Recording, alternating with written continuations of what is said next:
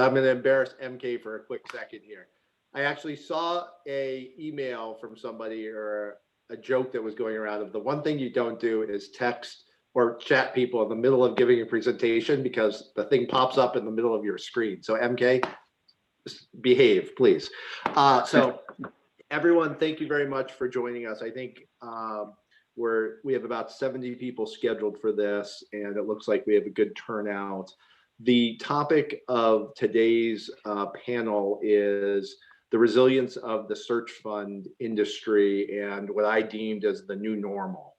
You know, we spent some time thinking about how the pandemic has impacted the industry. And as I look back and I think about, and I have shared with many of you, I remember being honestly on vacation, spring break of March of last year, and starting to read. This was March 6th, and saying to my wife, we were in Sea Island, Georgia, and thinking about, boy, maybe we should stay in Sea Island for a couple more weeks and let this whole thing blow by, because by the time we get back up north in the Northeast, everything will be okay. And you know, now we're January, 9 months later, and if you watch the news or you know the learning, and it's incredible. This is still going on.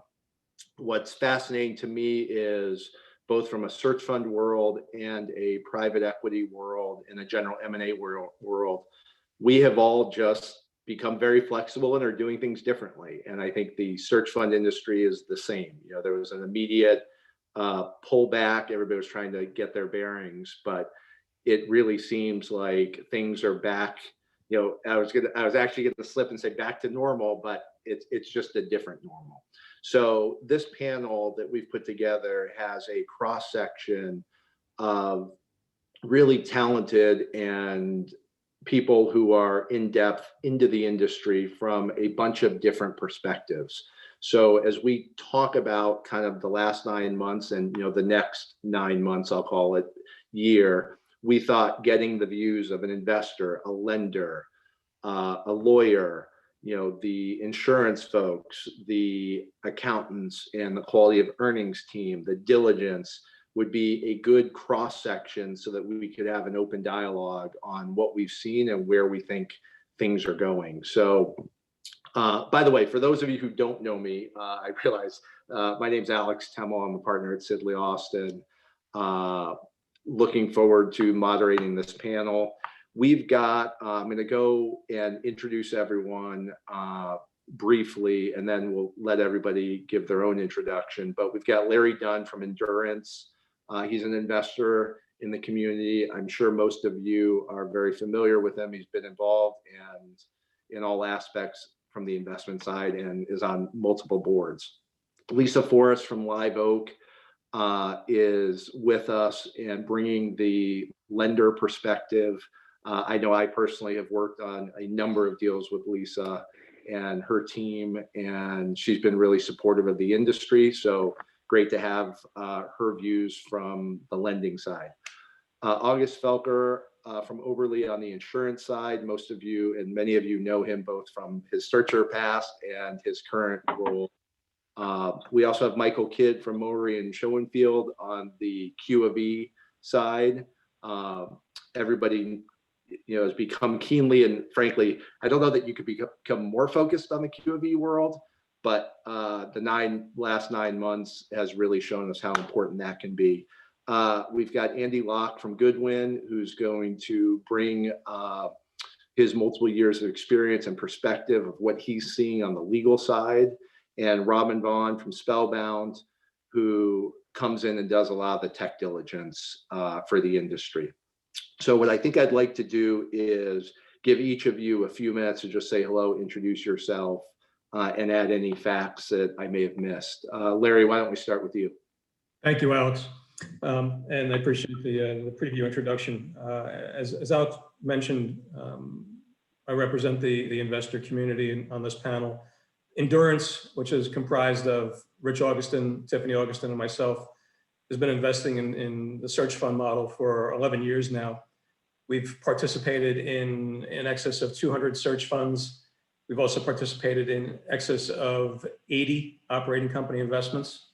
And that's in addition to running 2 operating companies ourselves that Rich founded decades ago. And really our mission is to share our experiences with searchers and search fund CEOs. Basically, what we've done as operators and entrepreneurs ourselves.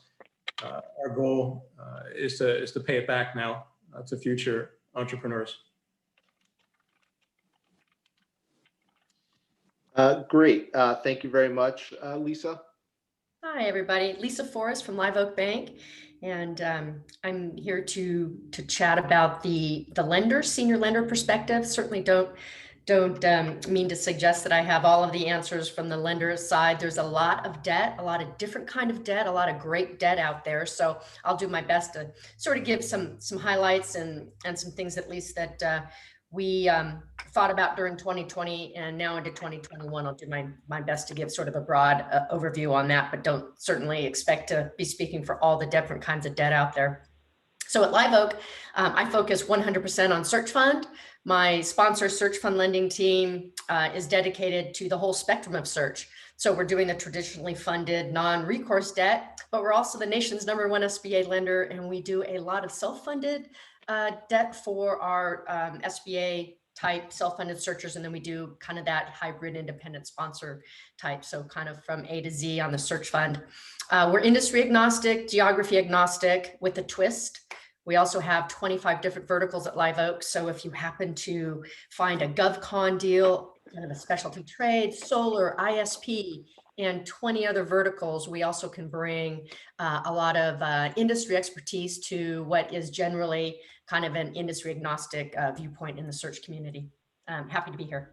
Great. Thanks, Lisa. I'll just note, having done some of these panels before, you will be speaking for the entire lending industry. Just let's be clear. So you can caveat it. Larry's speaking for the entire investor industry, and he welcomes, all the feedback from everybody of why one situation is different from the other. August, on behalf of the entire insurance industry, I'll turn it over to you. Yeah, thanks, Alex. Thanks. I'm thrilled to be on the call. I've been in the search fund world for about 10 plus years. Really just love the community. I was a searcher and I ended up buying an insurance business, and I've been in that industry ever since. Today, I lead Overly Risk Strategies. We're a specialized insurance brokerage, and really all we do is cater to helping searchers and sort of the broader ETA community on insurance projects. And primarily what we help searchers with is due diligence. So when a searcher is looking at buying a business, we come in and really try to help them and review the insurance program of that acquisition target. We work with searchers all over the country, commercial insurance, employee benefits. And today, we see a lot of activity. We see a lot of different types of deals. And so I hope to kind of lend some perspective today on kind of what we're seeing just broadly in the community and kind of as it regards to insurance. So thanks for having me. Excellent. Andy, on behalf of the entire legal industry. Hey, I'm Andy Locke. I'm a partner in the Goodwin Proctor Boston office. I'm a private equity lawyer, and a large portion of my practice is devoted to the search fund community. We represent searchers at all aspects of the life cycle. So from when people are first thinking about raising a fund all the way through exit and hopefully beyond. Work with teams. We have different teams that work on, as hopefully most of you are aware, that work on these types of deals, and then working with searchers, different locations across the country. And then I personally am an M&A lawyer and sort of general corporate lawyer.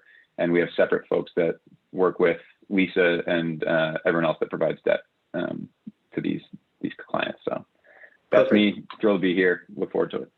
Excellent. And Robin, last only because last name comes last in order. If you want to tell us about Spellbound and what you've been doing. Sure, thanks very much. So Spellbound gets involved in technology due diligence and cybersecurity due diligence. And since Scott Barstow and I founded it about 2 years ago, we've done about 60 due diligence projects, of which 80% have been in the search space. And what we like to do really is we're longtime former CTOs, operated companies of similar sizes to the ones that are normally looked at by the search community, very familiar with kind of the bootstrap model versus the venture capital model that a lot of software companies look at. So we like to bring an operator perspective to how we look at things and basically approach diligence from the point of view of, if we were dropped into this company, how would we make decisions? What are the key things we'd be worried about, and what are the key opportunities? Looking forward to the panel, and thanks for having me. Perfect. And I think given its importance, Michael, can you introduce yourself and tell us about kind of your Q of E role and other roles? Yeah, thank you. So I'm Michael Kidd, partner with Maury and Schoenfeld. We're a CPA firm based out of Chicago. I lead our transaction advisory practice that's focused almost entirely on the ETA community. And within that, almost all of it is on traditional search. So we work with search fund entrepreneurs that are just starting out. I focus on diligence, Q of E, and then our firm overall does support for the operating businesses after the fact. The firm is 120 professionals. We do a lot of different things: financial reporting, tax, outsourced CFO, technology. So some of the answers that we'll talk through today are not only focused on the work that I do, but also the feedback we're hearing from our broader clientele and how they're reacting to kind of the new environment. So it should be pretty interesting. Fantastic. Thank you very much. So as everybody can see, we've assembled a really diverse group on the panel, and coming from different perspectives, and really excited to get everybody's views. Let's go right into the substance. You know, the first topic on the list is actually, I referred to it a little bit, you know, this came in March of last year. And at the time, you know, I think we really, from a financial services industry as a whole, whether it's lawyers, advisors, investors, searchers, did not know where this pandemic was going to take us. And for me personally, I spent the first 3 months doing only PPP related things for the search industry, for private equity sponsors, for issuers. And suddenly we all became, you know, government loan experts when I didn't even know what the CARES Act was, you know, 2 weeks before that, and spent 8 hours a day literally talking and giving views. Then shifted into in the summer, and basically no real deal work was being done in my world for the first 3 months. Then shifted into the summer. People realized that this pandemic was not going away anytime soon, and people started re-engaging. I mean, ironically, I remember talking to searchers who even at that point were traveling and trying to go look at companies, and they might have been the only people in the entire universe traveling at that point. And then we got to year end, and the last 3 months we saw, and I saw a level of activity that I had not seen before. It got really busy. I think I worked on 7 or 8 closings of acquisitions in that time period, both US based and international ones. So it became, you know, an absolute flurry at the end. And on an aggregated basis, there wasn't that much distinction for me and my search fund practice during that 9-month period. Actually, it was done in spurts, but if I aggregate it, normally it would have been spread out. It just all kind of came together. I guess starting with Lisa, what did you see in terms of, as you look back now, take a deep breath, to how did the lending community and you survive that 9-month period, and looking at it from a business perspective? So I was an early adopter of this whole idea of the pandemic being a big deal. I mean, I actually came in contact with a searcher, might even be on this panel. He came down with COVID at the end of February. I met him at the end of February, you know, the hugging, the hugging hello, the hugging goodbye, and the close talking. So he literally called me at the end of February to say, I have COVID and I am really sick. So I might have been the first self-quarantiner at the end of February and the first part of March. So for me, this is not 9 months. This is like 11 months of this, you know, really serious issue. And Alex, to your point about PPP, we went March, April, May as a lender. We were all in on PPP for so many different reasons. One, Live Oak also happens to be the nation's #1 SBA lender. So we also felt like we had a duty to the kind of that part of the community, but also then we helped, as Larry can tell you, we stepped in and helped the traditional search group as well, existing CEOs. So we were just all in on PPP. That was 3 months. And who knew that at the end of 2020, we would have had a banner year closing deals on top of our banner year in 19 and our banner year on 18. And we well more than made up for being out of deal flow for for a whole quarter. And these are nice, search methodology kinds of deals. Recession proof, now COVID proof. I think that's a new word now. Recession, COVID proof. Nice recurring revenue kind of deals, just the deals that the community was already doing. Those are the kinds of deals that we ended up closing. And our 2021 pipeline, it's going to be another banner year if by all accounts of what happened in, how we're starting Q1. And these aren't deals that just fell into Q1. I mean, these are our Q1 deals and Q2 deals that we're already just hustling on. So who knew that was going to happen? I would also say that I was just impressed by the resiliency of the small business community, like this lower middle market group that we serve. They did amazing things to pivot. I mean, just kind of brought you to tears, really, about how well just Americans and small business owners just did last year. They pivoted in extremely creative, inspiring ways.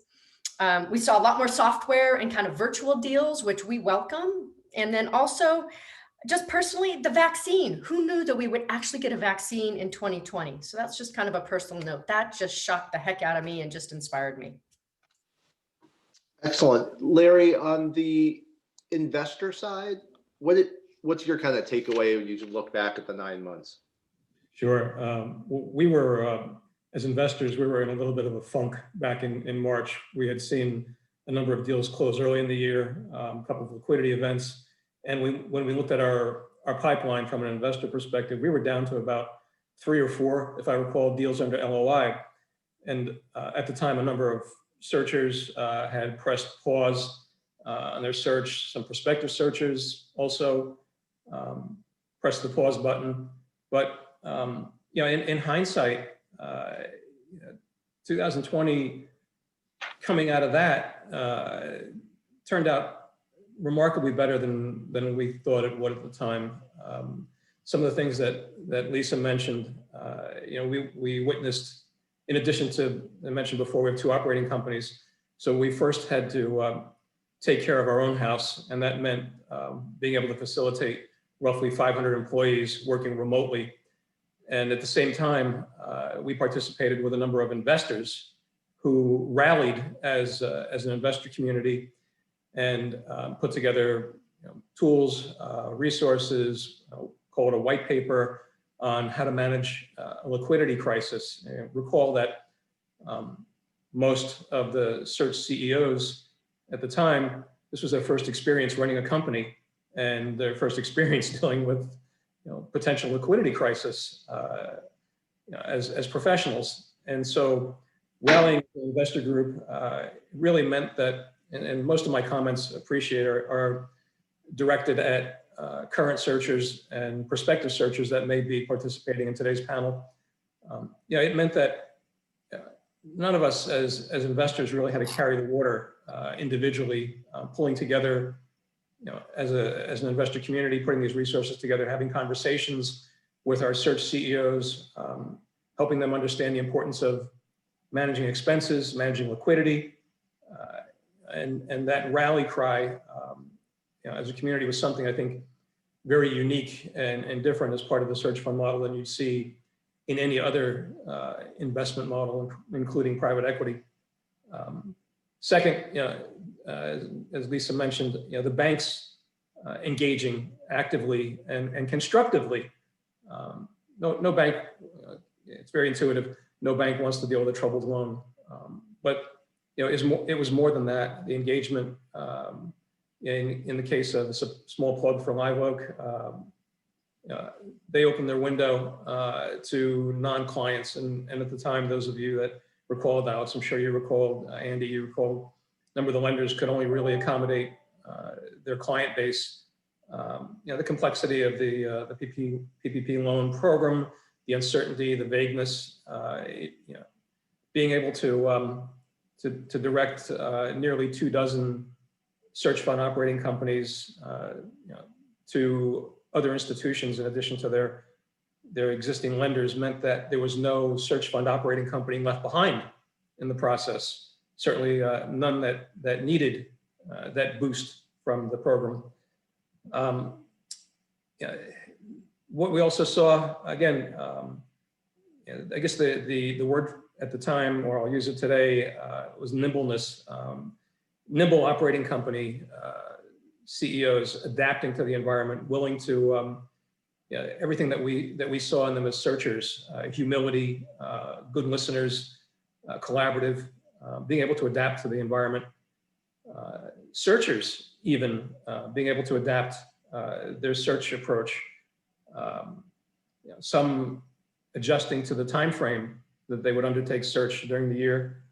And then, as Alex, as you alluded to, and Lisa, as you alluded to, that low point during the summer where deals weren't really getting done, with the exception of maybe a couple of heroics where searchers closed deals in May on a couple of occasions. The bounce back in the fourth quarter, again, nothing short of remarkable. It brought us to the point where we were looking at maybe half a dozen deals earlier in the year getting done to being able to participate in 18 acquisitions for the calendar year. So just an amazing rebound, and really, again, as Lisa alluded to, setting the stage for what should be we expect an equally impressive 21 and 22 and 23 and beyond. Thank you, Larry. Michael, from your perspective on the financial diligence side of the house, how different was it? And what did you have to adjust and cause, maybe both substantively and mechanically, in terms of how you do your work? What changed, if anything, for you? Yeah, so our experience is very similar to yours, Alex, just in terms of the volume of deal flow and when it fell into the year. So from a mechanical standpoint, there's been a trend over the last few years to do more and more of the financial diligence remotely, and we've adapted to that. So thankfully, we were able to respond very quickly to that and did not have to go through a big learning curve to be able to do the work remotely. The biggest challenge was just the team was dispersed as opposed to being in person, in our office doing the work. From a standpoint of the sellers being responsive to data requests and being able to get us information, it was deal by deal in terms of how they were able to do so. Some companies were more adapted than others in terms of getting all the information to us electronically and having their people available working remotely. But overall, the fact that there were very few deals in process between, say, April and June helped those companies that did fall into the latter part of the year get up the learning curve around that. I mean, overall, the biggest challenge that we dealt with this year was understanding how to quantify the impact of COVID on these target businesses. And we've been the beneficiary of just additional time where the companies have started to normalize to the current situation. We've got a good understanding of what the company looks like today as they've been operating under the current scenario for 9 months. And kind of the bigger issue that we're dealing with now is determining if there's been incremental increases to revenue and cash flow as a result of COVID versus the opposite, and being able to identify those and potentially normalize those out. It's pretty easy to see the downward adjustments that companies have experienced. It's somewhat more difficult to see the increase in revenue and cash flow they've had that may not be recurring in the future.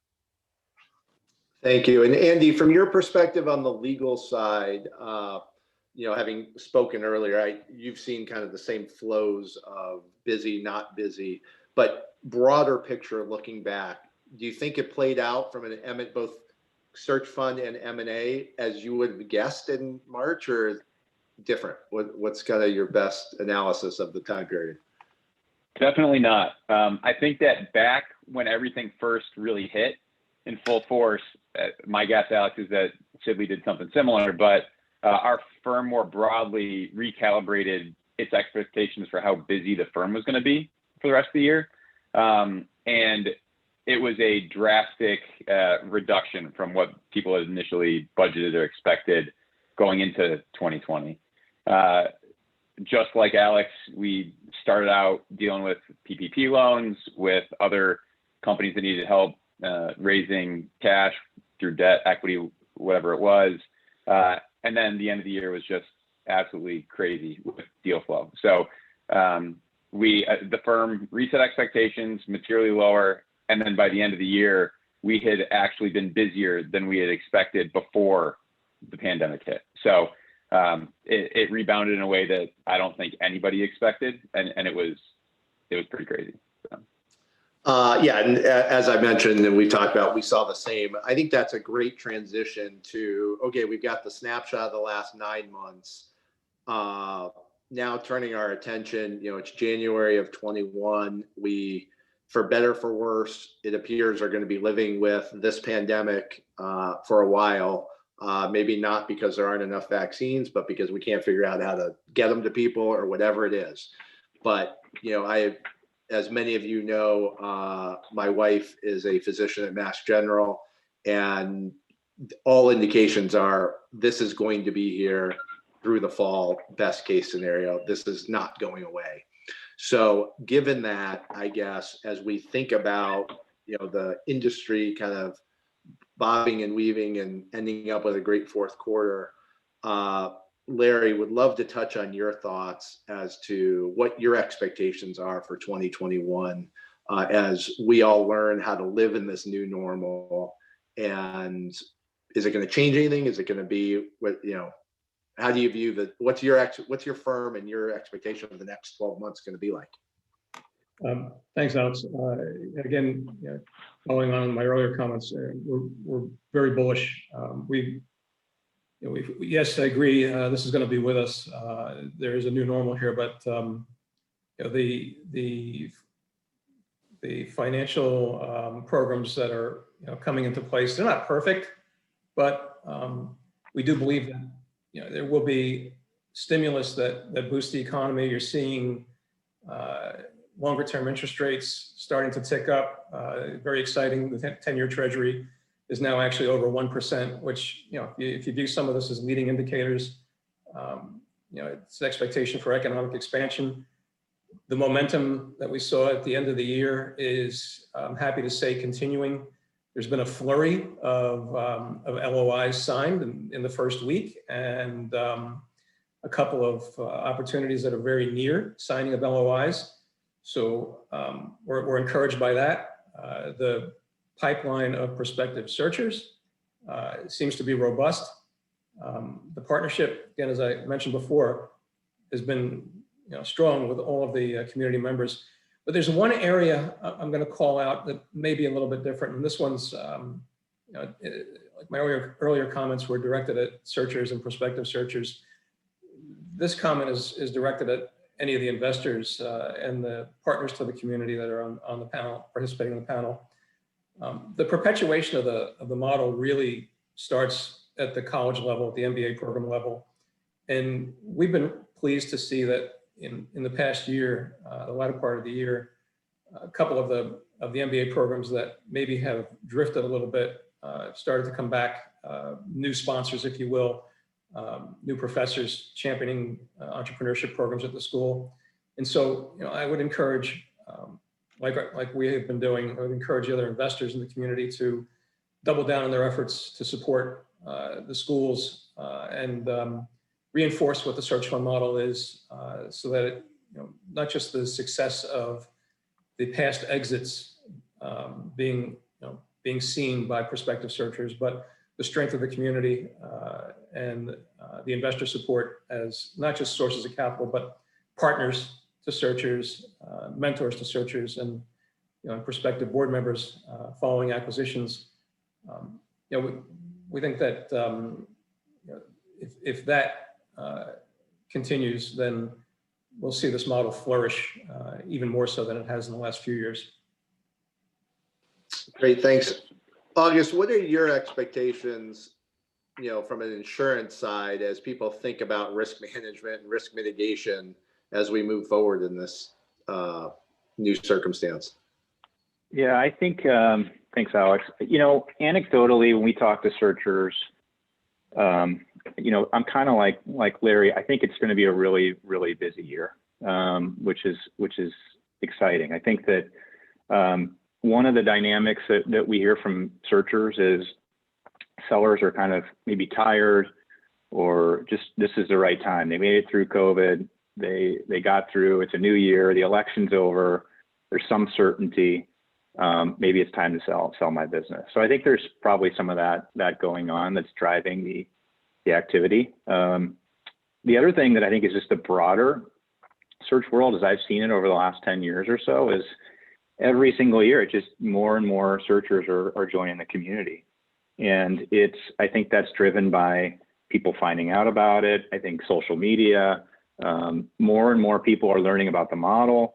The investor community is stronger. Lenders like Live Oak are doing a really good job kind of communicating what the options are out there to people who would never know. And so it's sort of feeding this kind of flywheel where more and more searchers are signing up, which is really cool. I also think what's really helpful for the community has always been, a real everyone shares information. Everyone's very collaborative, and I think that's continuing. And I think it'll continue. So if you're a new searcher, you have more resources than ever. You have more people that have come before you. You have all of these investors and lenders that are just focusing on just you. So it's just sort of feeding this, I think, a broader excitement about search funds, which is really neat. And I think when we're engaging with folks now, as we look ahead to 20 and 21, and I think we're going to talk about this a little bit too later, but there are new nuances that we're talking about with COVID and insurance and things we want to cover. But generally, it's many of the same due diligence stuff and risks that we're looking at, we looked at and talked about before COVID. Great. I'm excited about 21. Awesome. One of the things, I'll give some perspective in terms of volume that I'm seeing, right now. And I think Andy will share this same view. The number of new prospective searchers is perpetually growing. I'm talking to 3 or 4 new people every week who have launched kind of new searches from all the traditional players, meaning all the traditional business schools, and then other ones that are coming up. You've got UCLA out there that suddenly is now becoming more popular. There's Duke, Michigan, and others, including obviously Stanford, Wharton, and Harvard, and Chicago, and Northwestern, and Kellogg. So I'm seeing that the current searchers are really active. I have a number of signed LOIs and draft LOIs that are floating out there. So I'm very optimistic that we're going to see, some good stuff this year. The one place where I think there may be some pause, and I haven't seen other than 1 or 2, I don't think there are going to be a lot of exits. My guess is that the buy side on this, it's going to take some of the companies who maybe had some sideways movement during the past year. There are going to be some definitive companies who have exploded because of the pandemic, their product lines. Then there are others. So it's going to be across the board. I'll be curious to see how many exit transactions there are. I'm not necessarily for this space predicting a lot, actually. I think it may be muted for the next 6 months as people catch their breath. I guess, Lisa, question for you. What's your view of loan amounts and stuff that you'd be expecting kind of as you think about it, kind of, let's put aside the immediate rush of stuff that didn't close last year, but new originations kind of first couple quarters. Do you think it's going to take a little pause, or just from what you're seeing, do you think it'll continue in the volume? No, there's no break. We really had no holiday. This is not a complaint, by the way. We had no holiday in December, and we were closing loans the first week second week of January already. So we're not expecting a pause at all. And then as a company that is going to continue with PPP number 2, which I know we're going to talk about later on, we as a company are trying to figure out how to facilitate new PPP and allow the verticals that are doing actual pipeline and volume. How do we do both? Because we can't take our volume machine off the rails like we did the first time, because we've got that much volume. So we're trying to figure out how we can do both and make those, be on the same track. Got it. Perfect. Thank you. So switching gears a little bit from the higher kind of level of talking about things generally, would love to dig in, to a lower level and talk to our panelists about in the new, what I'll call the new normal 2021, how will your job and your task really be different, if at all, because of the pandemic? And by that, I mean, so Robin, let's start with you. As you think about tech diligence and what you're looking at, what are the distinctions between what you would have done, let's call it a year ago, versus what you do today, points of emphasis, et cetera, et cetera? Yeah, sure. So we had, prior to the pandemic, we had already seen kind of an uptick in the cybersecurity side of diligence. This was driven by just normal data breaches, ransomware attacks that you probably hear about, that have also hit searchers. And with the move to work from home, what's happened is the company's network has extended out, and your kids playing FIFA online with someone from Poland while you're remoted into your biggest customer, all of a sudden that's a new security risk that didn't exist in the same level beforehand.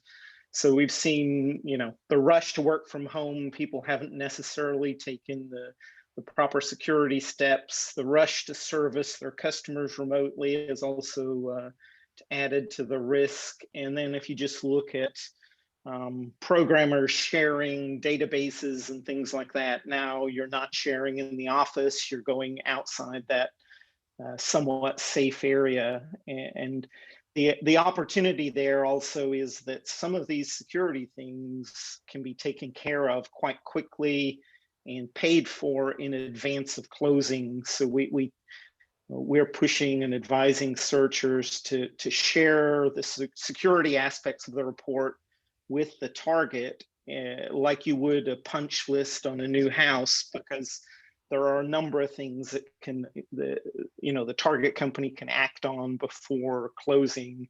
And it actually is a nice messaging thing where you say, hey, here's what we found out during diligence. Regardless of what you decide to do, here are some things that you really need to take care of. So that's an area that we've seen accelerate, and we think will continue to grow. And recent news and on the broader sense would back that up with folks like SolarWinds and so on.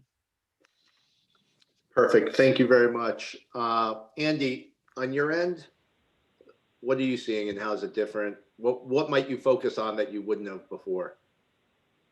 Sure. So I think that on the legal side, the impact isn't as significant as you might expect without digging in and thinking about it. There are short-term things that we're certainly looking at on all the deals that we closed Q4 and that we'll look at in 2021. You've got the PPP, which I know we're going to talk about a little bit later, making sure that everything was done in accordance with by the company, right? If the target company took out a PPP loan, you want to make sure that they did everything right and that you're not stepping into a mess if they did something incorrectly. Making sure that the process that they're going to implement is the one that they're supposed to in connection with the transaction. We can talk about that in a minute too when we shift to the PPP. We're also looking at labor and employment matters, right? A lot of these companies may have undertaken RIFs, furloughs.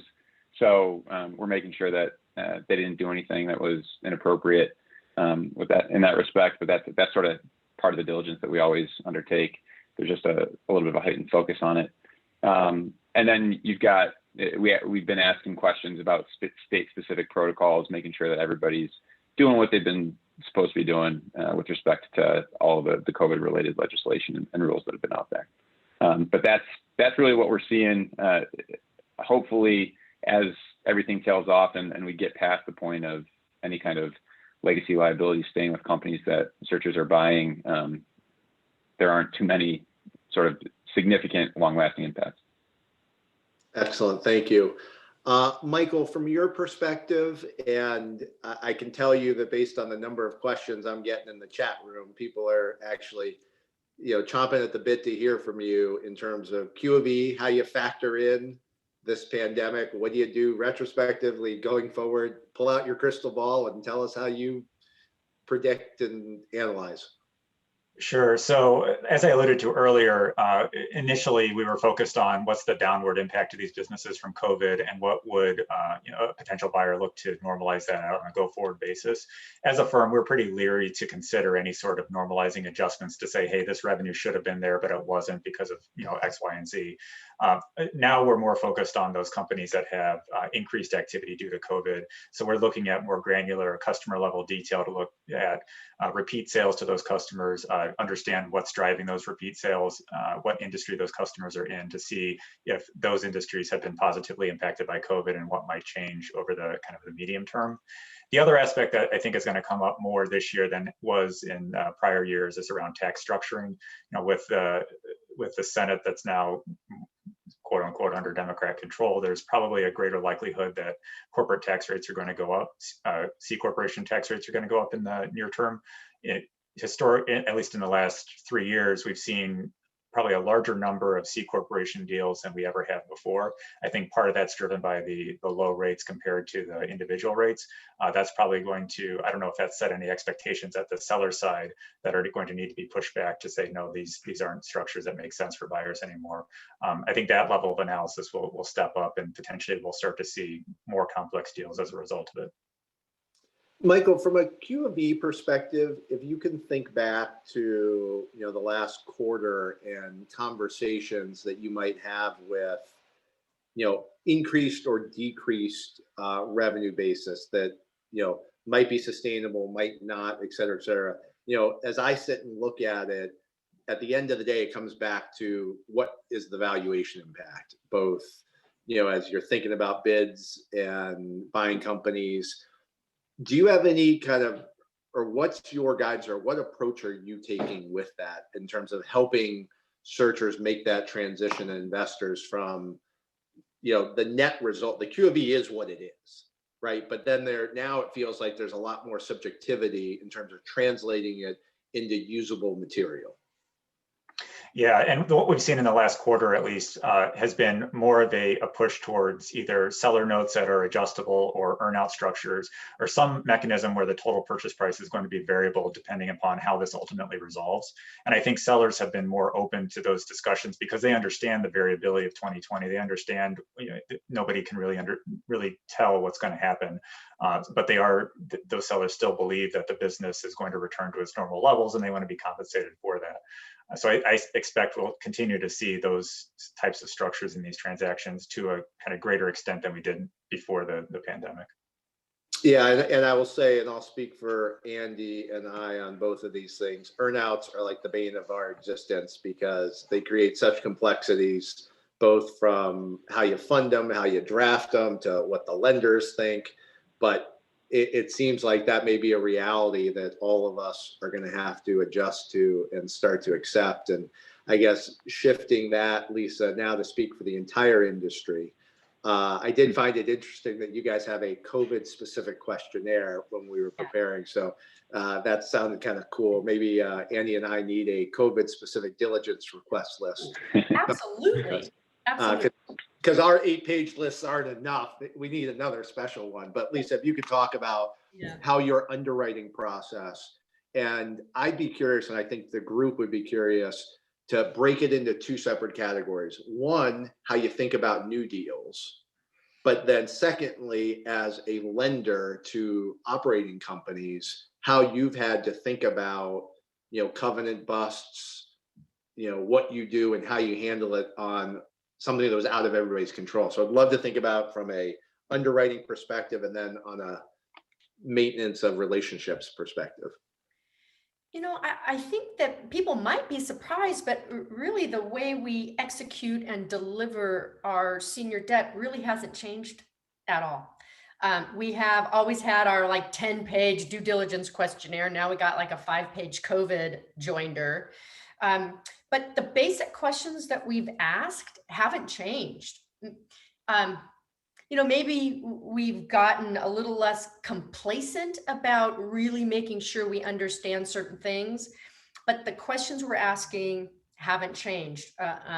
So around revenue cycle, supply chain, is your revenue cycle temporarily impacted, or is it a sustained impact?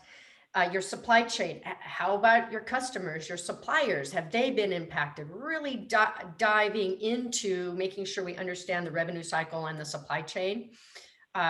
Working capital and liquidity, making sure we really understand how that cash kind of really flows through that company, P&L balance sheet implications. The idea of seller notes, that's something we've always appreciated on the lender side. So that's just given us, maybe that's one area where everyone seems to really be on board with seller notes from the seller too. That part's actually gotten, a little bit more friendly, and we always like that. Reasonable debt. Maybe this is the biggest area of, how much debt should this company really take on? And really making sure that the answer isn't always the most debt available. That's not always the right answer. Really understanding the investment thesis. What's the real operating EBITDA going forward? We partner with, Michael on the Q of E, getting the deal sort of understood and done. But let's understand what the Q of E, what the EBITDA is going to look like 6 months, 9 months, a year from now, and making sure we're marrying up the right amount of debt to facilitate the growth goals. That's even more important.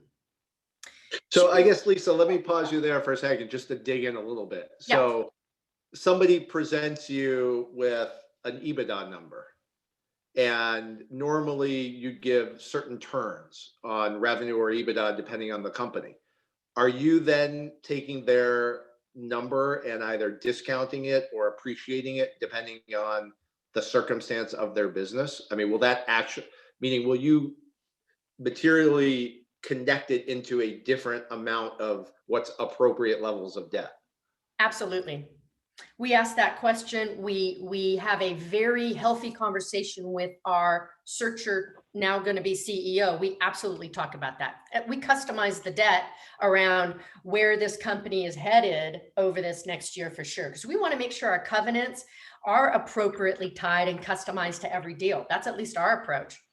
And if you've got a company, especially maybe on the software side, where you're going to have a heavy J curve, great. A J curve is okay, but let's make sure then we're putting the right amount of debt on there to facilitate the goals of the CEO and the investor group. And so I was just going to say that Q of E is really important and the numbers are important, but that's kind of like half of our job, I think. The other half is transition plan and investment thesis. How are you really going to transition it? And then how can my debt facilitate how you're going to get the company to where it's going? Well, I guess, Michael, coming back a little bit and this is for both of you, give me some anecdote or what variability and extremes have you seen? Like where you would actually look at a number and say, they're presenting 5.0 of EBITDA, and you look at say, okay, it's really 2.8 going forward, or it's really, it's 7.2. Like what levels of extremeness have you seen and gotten comfortable with or looked at? Gotten comfortable with? Well, gotten comfortable with, because it's not really, but where you assess it and say, okay, that's absurd. We know it's absurd on its face. Yeah, so this probably isn't a very fair example, but one of the companies that we're working with right now is a distributor of medical gloves. In a normal situation, they would be doing $30 million of revenue and about $3 million of EBITDA. In 2020, starting in March on a go-forward basis, their quantities that they've been able to supply have gone down by about 20 to 25% because of supply issues in Southeast Asia. Their revenue is now up to $40 million. Their cost structure, because the supplier costs are following slower than they've been able to charge premiums into the market, their EBITDA is now 12 million, I think 12, possibly 15 by the end of the year, because they're generating somewhere between $2 and $3 million of EBITDA a month. That's not sustainable. I mean, the pricing is going to catch up, and then demand may or may not start to wane. So on a normalized basis, the shareholder group, everybody else is expecting this is, a $3 to $4 million EBITDA business, even though we're generating 12 to 15 right now, and probably will for the next 9 months. Okay, so Lisa, there's a set of facts for you. They come to you and say, time to refinance.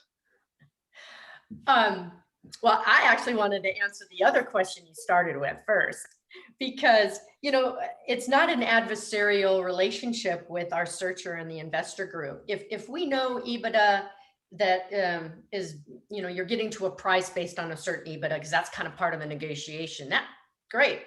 The idea of how much debt then is reasonable and required and appropriate, it's not an adversarial conversation at all. For instance, did a deal where it's a clinic in a certain, very specialized industry.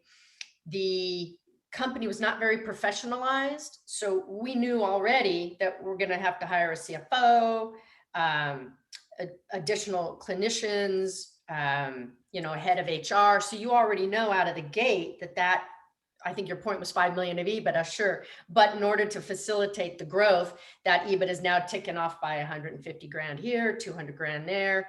And oh, by the way, we also want to add other clinics to grow. So that's another, 50, 100, 150. So let's just call it's 4 million of EBITDA, not 5. So let's just put the debt together that's going to facilitate that. So that's how we look at it. It's not an adversarial.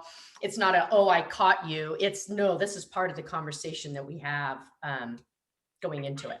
So what I find most fascinating about kind of your response to that is COVID's not even in your nomenclature as you describe those things. It's actually kind of, and that's part of, as we as the panel in talking about this, that there are specific things that, yes, COVID has heightened, whether it's the security or, maybe variability of something. But those 5 factors, Lisa, you just listed are not COVID based. They're the same 5 things you worried about 2 years ago, 4 years ago, 8 years ago. And I think Andy's point was the same. Yeah, we're going to look at labor stuff, but we would have looked at labor stuff no matter what. The one, and we've got a separate topic on it. PPP is its own separate animal, and I'm glad it was there, but I look forward to it going away at some point. August, from your perspective, what's different? What are you actually going to do differently now, if anything? I don't think there's not a ton that's different.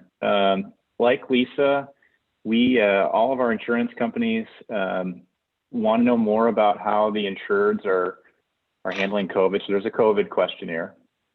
There's a little bit more work. I'd say insurance companies, when they're looking at insuring a business, are a little bit more anxious than they used to be. And so in particular, if you're a searcher, traditional searcher, and you have a board and you want to buy directors and officers insurance, it's more expensive than it was last year, about 10 to 20% more expensive.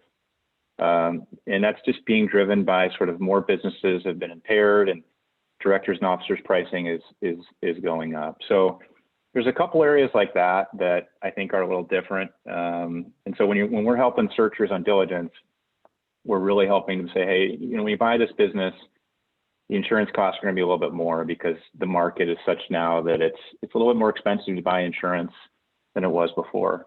But that's the main difference we're seeing. Got it. Thanks. And Larry, kind of broad strokes and specifics, how do you analyze things differently, the same? What changes for you?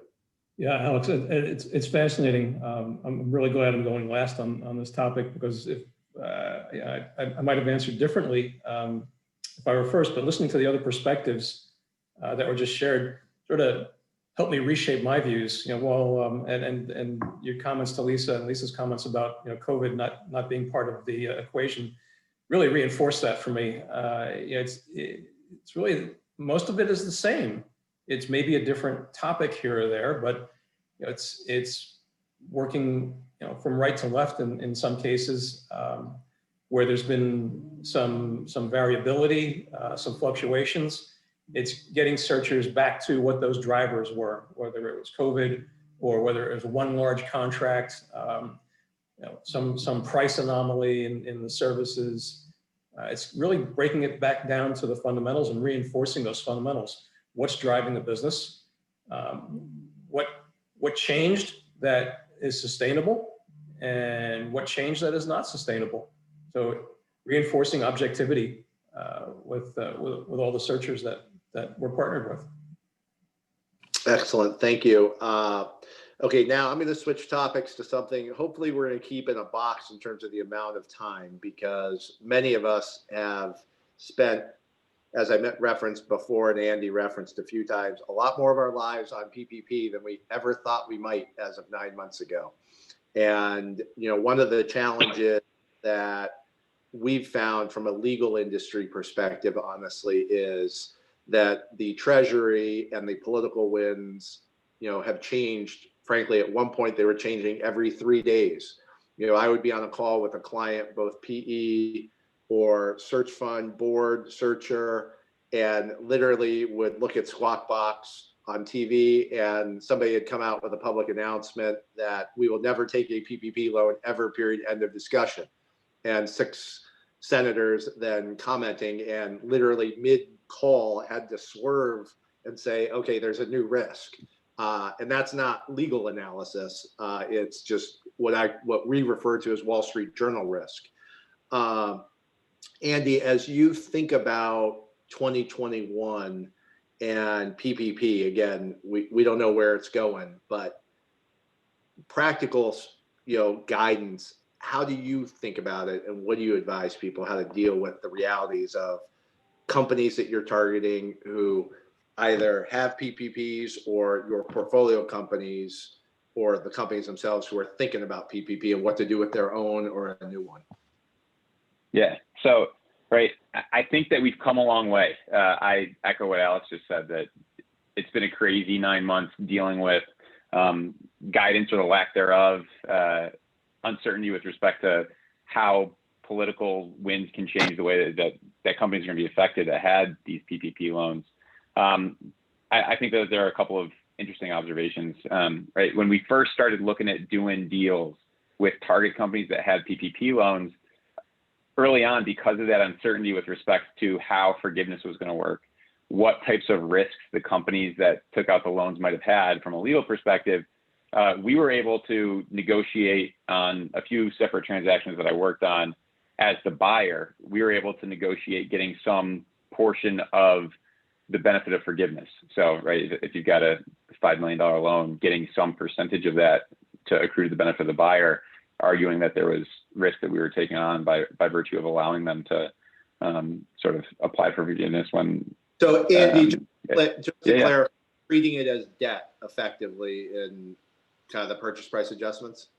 Exactly. Or you could do it that way, or you could do, when the forgiveness is actually granted, give some portion, not 100%, back to the seller, right? So we were able to do that in a couple of instances. I've seen the market shift completely to now, right? I think everybody's probably aware that the SBA has come out with guidance that may still not be perfect, but at least gives people comfort that there's a process with respect to how to deal with these loans in connection with an M&A transaction. So if you're a seller and you want the benefit of that forgiveness, there's now the process in place where you can take the amount of the outstanding balance of the loan plus interest, put it into an escrow account with your PPP lender, and then there's a process for applying for forgiveness and then understanding how that's going to work, or there's at least a lot more comfort for both buyers and sellers with respect to how that's going to work. So I've seen a complete shift to now it's almost not even a discussion as to who's going to get the benefit. And everybody else on this panel, I'd love to hear your perspectives too, to see if you've seen the same things. But now it's the sellers are basically getting 100% of the benefit of forgiveness across all the deals that I'm working on. And the net effect of that from a legal perspective, when you're looking at these deals, is really what you're trying to do is insulate the buyer from liability. So you're asking for refs and you're confirming your diligence that they did everything correctly and that there wasn't a major problem with respect to the PPP loan. And then you're asking for indemnities to make sure that your risks are mitigated as a buyer and you're not going to have to deal with anything that was caused by what the sellers did with respect to PPP loans. So that is now, from a legal perspective, we at Goodwin have form provisions that were put into every purchase agreement on the buy side. I'm sure Alex and Sidley are doing the exact same thing. And really we're comfortable with that. I think that the only other piece of practical advice I'll give to people who are working on deals on the buy side with respect to these things is that you want to make sure that the sellers are aware of what the process is earlier on. Right, you want to be a little bit hands-on with the sellers to make sure that they're getting their escrow lined up with their PPP lender. As we move further and further away from the guidance coming down, there are fewer and fewer lenders who don't understand how it works. But over the past couple of months, I've worked on deals with multiple lenders where they didn't have their form of escrow agreement. They needed to run all the documents to get the escrow and the consent that are required in place. And it had to go through up 10 different rungs of the hierarchy in the bank to get everything signed off on. And that can impact timing. So that's the one piece of practical advice I give to folks is make sure that you're addressing those earlier on in the process instead of right before you close.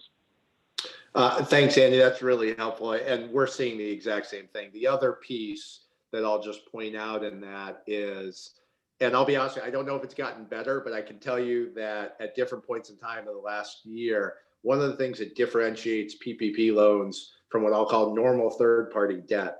So if Live Oak is a lender and we're going to buy and they've financed the target company, the target would call up Lisa or the loan rep and say, can we have a payoff letter? And you get the payoff letter and you simply wire and everything magically gets done. I literally can tell you paying off PPP loans last year was a nightmare. Like it wasn't as simple as giving you wiring instructions and you pay it off. People didn't know how to do it. We had closings delayed. We had to come up with, at the time, honestly, as Andy has said, the escrowing of funds, and Lisa will talk about that. That's just kind of now normal. That was not the norm before. We insisted on paying them off because we wanted nothing to do with them. And we couldn't even figure out how to do that. Like that's how in real time we were all learning how to do it. I guess for both Lisa and for Andy, is the payoff now just like a normal wire or is it still complicated? I haven't done it, so I'm not sure. I haven't worked on a deal where we paid it off at the closing. Now with the guidance, we're putting everything in escrow so that at least somebody's getting the benefit of forgiveness to the extent they're eligible for it. Right. So Lisa, if I call and say I want to pay it off, will you just send me wire instructions that can be done, or it's not like that? You know what I do? I send it to ppp@liveoak.bank, and we have a 24-hour hotline, and we've gotten kind of pretty smart about how to facilitate that kind of stuff. And then, we actually have dedicated PPP forgiveness folks and a hotline that does nothing but facilitate that. Are those anonymous calls or do they track if I call and ask questions? Oh, they know who you are. So, anyway. But yeah, the escrow, and I think the whole community, just lenders and buyers and borrowers, whether you're a search fund or not, just sellers. I mean, everyone just sort of figured out how to roll with the punches eventually. And I'm hoping with PPP 2021 that I think it's still going to be a great program. I think a lot of business owners are going to take advantage of it. We're expecting to do a lot of them. And now there's this 150 and under, it's either under 150 or 150 and under. There's like going to be a one-page form. If you're below 100, there's like an even better one-page form. So I'm thinking on the forgiveness, because the bulk of the requests have been, fairly small. So I hope they're facilitating that. And I believe the maximum PPP now you can get is $2 million. So they did put a limit on that, which probably impacts this group a little more than, just sort of the average business owner. But Yep. we're just feeling a lot less stressed out about it, even though at Live Oak, we are going to have a whole dedicated PPP team. And then, kind of our production group is going to be able to continue to do what they do.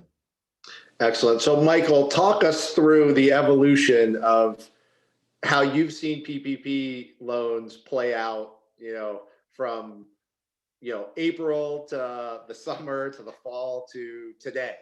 How do you take them into account as you do your financial work? Yeah, so I kind of split it into two pieces. One, looking at 2020 backwards as it relates to evaluating companies' historical financials. That piece of it's a little bit more tricky because, as we all know, the accounting in these targets is poor to begin with. And the way that each company has addressed accounting for the PPP loans, as well as all the other incentives that the CARES Act brought about, has been pretty variable. So did they reduce the payroll expenses and rent expenses as they used the funds out of the PPP, and now we need to normalize those? Did they leave it as a liability on the balance sheet? Did they run it through as sales because they're cash basis and it's just additional cash that hit the bank account? Is it sitting down in other income expense? Getting a good understanding of where the PPP fell into the books in 2020 is critical. Thankfully, there aren't too many options out there, and it should kind of stick out when looking through the financials. So you don't necessarily spend a lot of time doing it, but it's just a good reminder that a lot of these things sellers don't really understand. So you got to get under the hood a little bit. On the other hand, some of these other tax incentives that are out there under the CARES Act, those are a little bit trickier to identify. So there is paid family medical leave, there are payroll tax credits, there are payroll tax deferrals. And to the extent that companies are running their own payroll and they're still relatively small, it's going to be pretty, some will handle it better than others. And whether or not some of these liabilities or deferrals are sitting on the books, they probably aren't. So understanding what they may have claimed, how they claimed it, whether or not they actually did claim it correctly, is going to be pretty critical. Those companies that use third-party payroll processors or PEOs, knock on wood, they've offloaded that to people that understand it, so it should be relatively straightforward. On a go-forward basis, I look at the PPP second round draws, and for the client base overall at the CPA firm, we're looking at maybe 20% of the first round borrowers qualifying for the second round because of the 25% revenue reduction. So I'm cautiously optimistic that it's not going to continue into 2021, aside from those first round loans that we saw in 2020. Great, thank you. Shift into the question, prepared question on here, and I'd like to go around the group as we think about COVID-19 and what's going to happen over the next year, again, on a more granular level in terms of operations, governance, and exits of existing portfolio companies, not deal sourcing, not new searchers, but the companies in your portfolios that you deal with. What are your expectations and views as to how the next year is going to be impacted and the realities that these companies are going to face? Robin, on your end, any thoughts as to what we're going to be looking at? Sure. Yeah, a couple of things. One, even ahead of COVID, everybody was interested in how quickly can I get to a SaaS recurring revenue model with my software business, just because of the improvement in the multipliers. Part of that is getting away from a customer onboarding where there's high touch on premises, maybe driving a lot of revenue and training and installation services and things like that, but that revenue in COVID and going forward is much more difficult to deliver and deliver profitably and deliver remotely. So getting away or moving more quickly to a model where you can onboard customers very lightly, empower them to take care of themselves, and accelerate the move to either SaaS or managed service. We've definitely seen a push that way and an uptick in investment in those areas. And the other one is the persistence of the work from home model. Software developers were not known for their social skills to begin with, shall we say, and are quite comfortable with the work from home model. And really, a lot of companies have had to get more comfortable with performance management. You know, how do I assess my team and their performance? How do I retain people? But we don't see the work from home model disappearing anytime soon. And in the software area in particular, it gives you access to skills, you know, in geographically dispersed regions, which often can be difficult to get into your office space. So those are the two areas that existed before, but perhaps have increased emphasis now.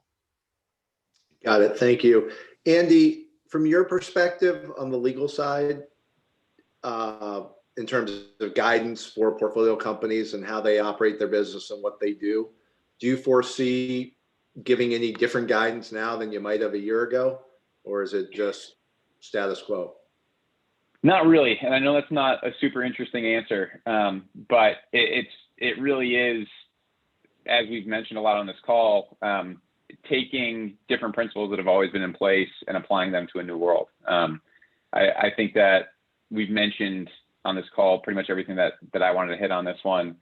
Specifically, I do think that you will see, in terms of exits, there's a potential, who knows how it ends up flowing through the search community, but I think that for sure on deal flow, generally, there are going to be more earnouts. I think that right there, because of the uncertainty, people want insurance, and we've already seen that with deals that closed in Q4, a lot more in terms of earnouts. For folks who are, I'll give you my 2-second lawyer plug, but for folks that are thinking about either buying or selling a company and implementing an earnout, please talk to someone like Alex Temmel or Andy Locke that you're working with before putting something into an LOI, because there are so many, as Alex said, they can be absolute headaches for us if you put the wrong thing into an LOI, and really, right, try to make them as simple as possible. Start as high on the balance sheet as you can, right? It's a lot easier to get clarity from a legal perspective on a top line earnout than something further down the page, even if it might not be the exact business result you want. And so don't let the lawyers lead that, but still have a conversation to make sure you're avoiding things that you can avoid with respect to earnout. Yeah, great, thanks. You know, the only aspect where I think it will be interesting to see if things evolve relates to the labor and employment side. You know, when Andy was referencing that, one of the things that dawned on me actually is, you know, often when you negotiate good reason in an employment agreement and you talk about where people are going to work and making them work more than 45 miles from the home office, whether that's going to translate into us having to think about, you know, different specific work from home aspects and how that's going to evolve. Because, you know, I will say the one major thing from the legal industry perspective that applies both to us and I know from talking to searchers is managing people from home is very different. It's just a different universe. And I think that fortunately the legal industry is such that we will come up with ways to turn that into another source of revenue for ourselves. Not sure exactly what it is, but that work from home perspective will definitely hit things. Michael, on your end, as you think about it going forward and advise in terms of kind of true, what impact might it have on your audits or diligence of current portfolio companies? Any thoughts?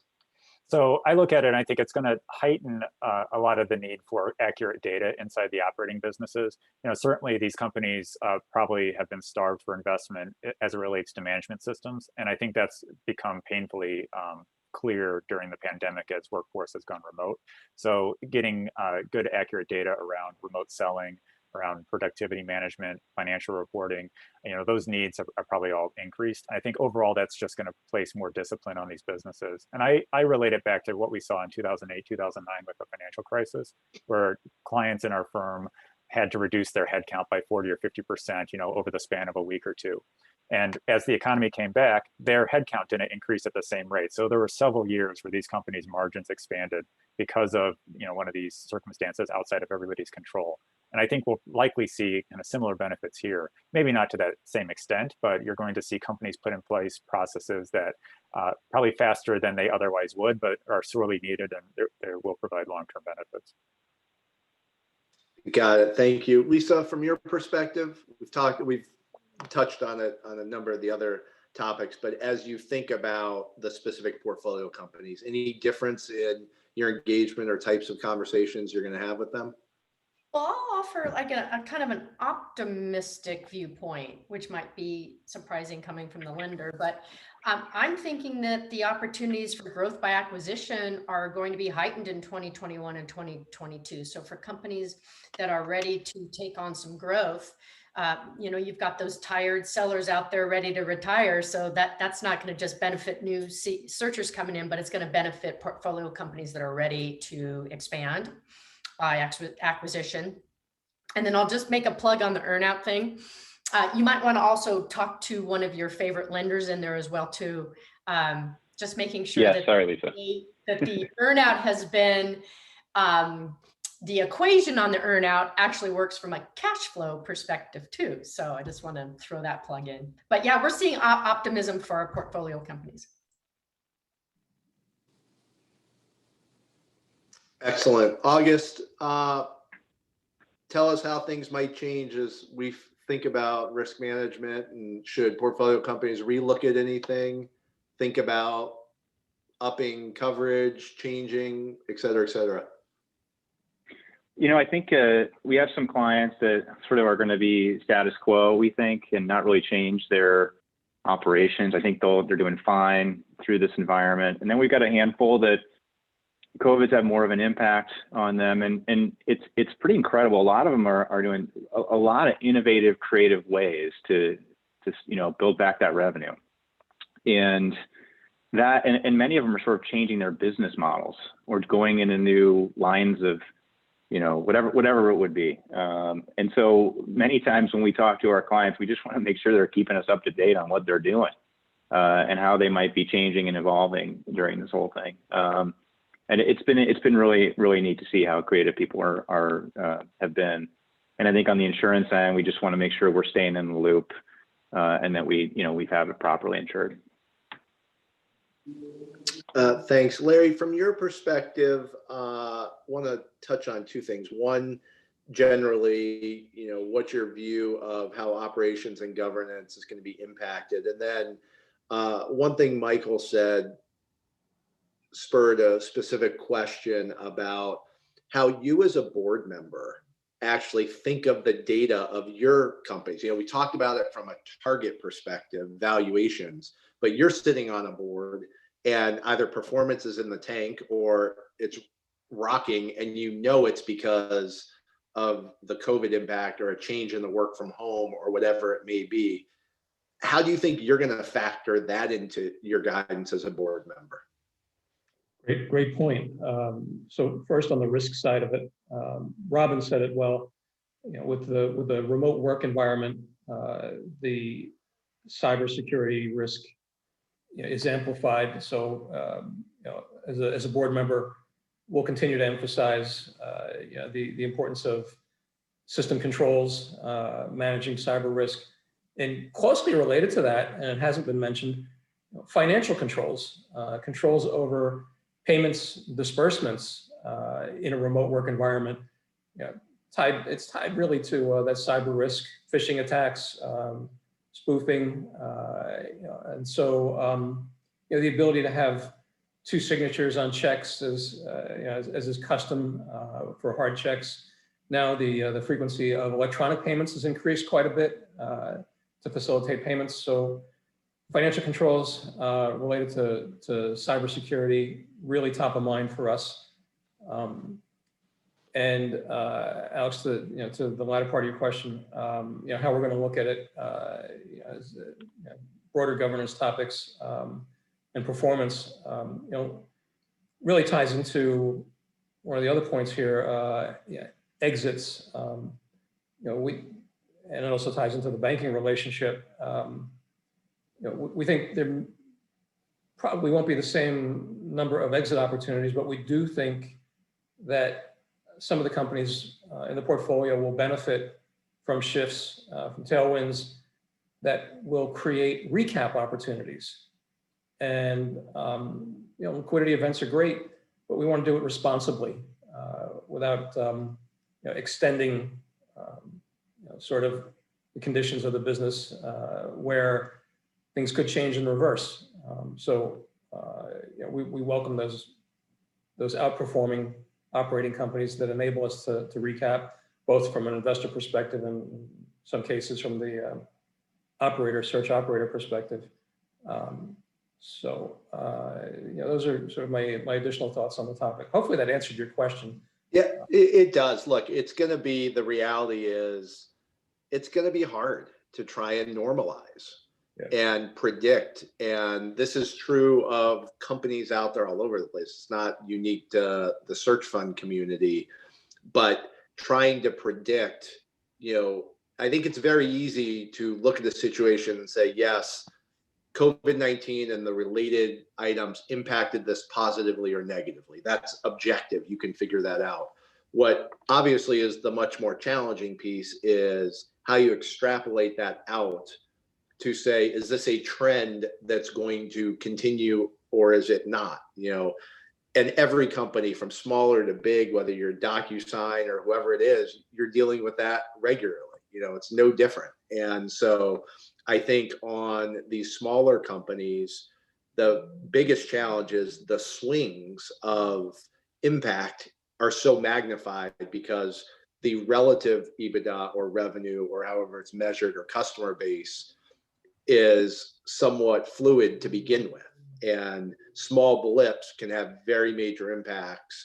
And I think one of the really interesting conversations and board conversations that I anticipate is when things settle in the second half of this year, the conversations about the time to sell or the time to hold. And can you monetize a blip?